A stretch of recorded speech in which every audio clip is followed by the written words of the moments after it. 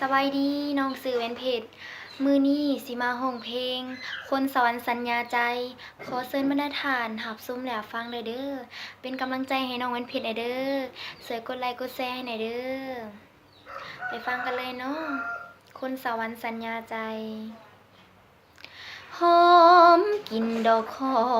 ยลงลอยลมพัดแผ่วเบาคิดฮอดหลายดาบ้านเฮาถิ่นใดโนเสาร์สวรรค์ลูกจากเจ้ามา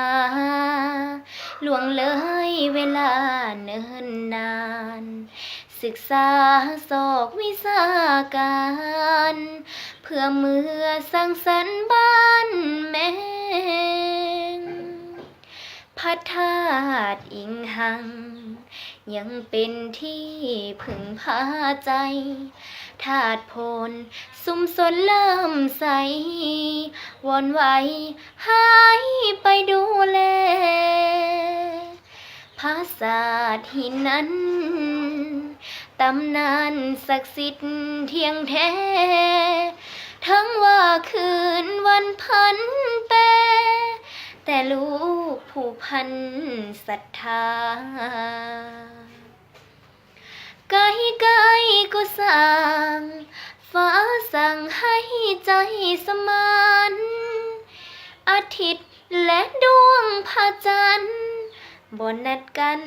ประสานสายตาลูกหลานพ่อกระโดด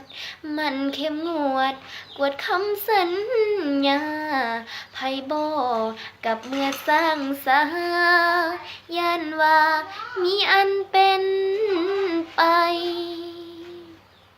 ด้วยฮักด้วยห่วง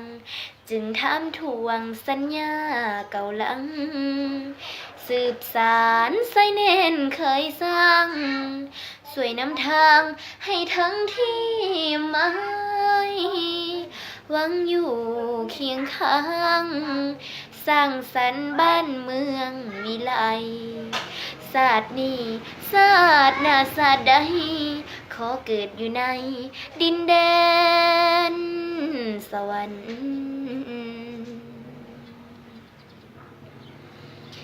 ไกลไกลก็สั่งฟ้าสั่งให้ใจสมานอาทิตย์และดวงพระจันทร์บ่นัดกันประสานสายตาลูกหลานพ่อกระโดดมันเข้มงวดกวดคำสัญญาให้บ่กับเมื่อสร้างสายันว่า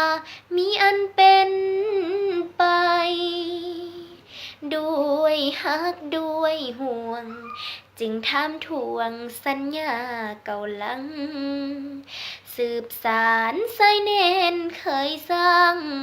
สวยนำทางให้ทั้งที่ไม้หวัง